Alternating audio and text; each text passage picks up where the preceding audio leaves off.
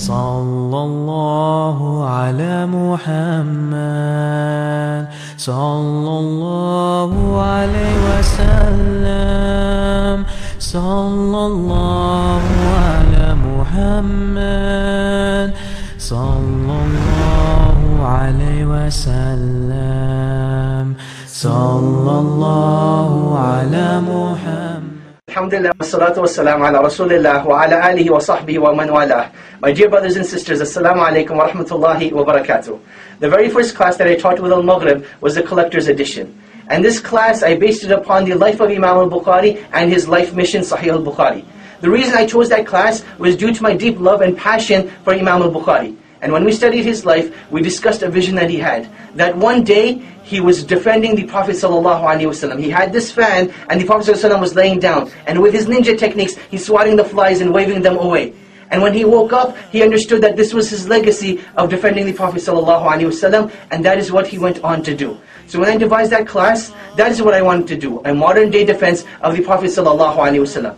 That class was filled with an academic side. We studied hadith, we studied fiqh, we studied aqidah, all that was studied there. But I noticed that there was a lack of spirituality in that class. So I went on to devise a new class, and that class is what I'm here to tell you about today. The Prophet's Smile. This is all about the Prophet ﷺ, taking the individual of the Prophet ﷺ, analyzing and dissecting every single aspect. The joyous moments, the sad moments, the happy moments, every single moment of Allah's Messenger's life, we will be looking at and we'll be analyzing and dissecting as to why those moments took place and how they took place, bi'idhnillahi ta'ala. Likewise, we will be discussing how to love Allah's Messenger. It is a modern day paradox that how do we love someone who we know nothing about? We fail to realize the great status of Allah's Messenger in Islam, that he is an integral part of our faith. Loving him is a condition of our faith. Just to give you an example of that, Umar ibn al-Khattab, the Amir al-Mu'mineen, the second Khalifa, he comes up to Allah's Messenger ﷺ, and he says, Ya Rasulullah,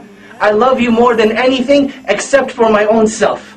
And the Prophet ﷺ responded to him, Iman has not fully entered your heart. At that point, Umar went away and he came back after some time. Reflecting over it, he comes to the Prophet ﷺ and he says, Ya Rasulullah, I love you more than anything, including my own self. And the Prophet ﷺ said, Al-ana ya Umar. That meaning now, Iman has fully and truly entered into your heart. So the Prophet ﷺ has this great position. Likewise, when we go into the grave, we'll be asked 3 questions. The second question that we're asked is about the Prophet ﷺ. Who was the man that was sent to you?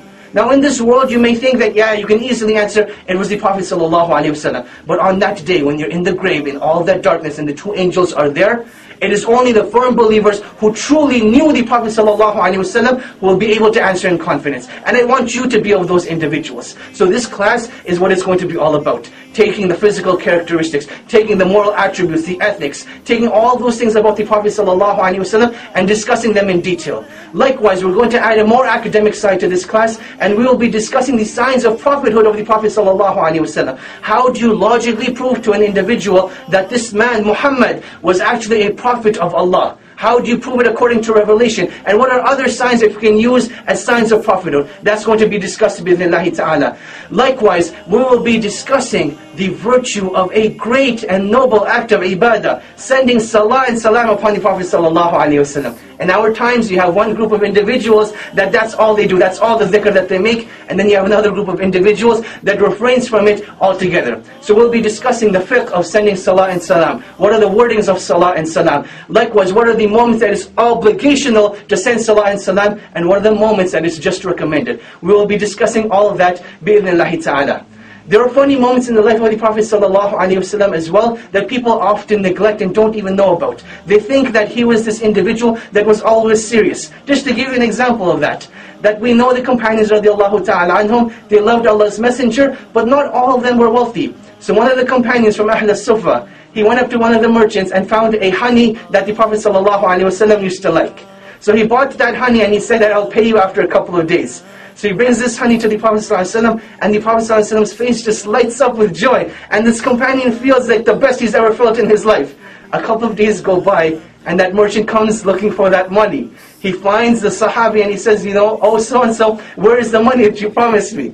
And he directs him to the house of the Prophet ﷺ. So he goes up to the house of the Prophet ﷺ, knocks on the door, and he says, you owe me some money. And the Prophet ﷺ is dumbfounded. He doesn't know, what's going on. So he says, what are you talking about? He goes, you bought some honey from me. And he said, you sent such and such man. At this point, the Prophet ﷺ summoned that companion and he said, oh so-and-so, did you actually buy this honey?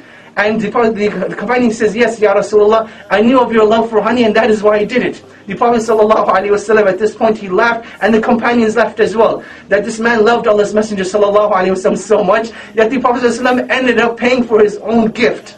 These are the types of stories that we need to know for ourselves, need to teach our children, and learn about the Prophet ﷺ. That the Prophet ﷺ, in fact, was a man of mercy. And therefore, we'll actually be dealing with allegations against the Prophet ﷺ as well.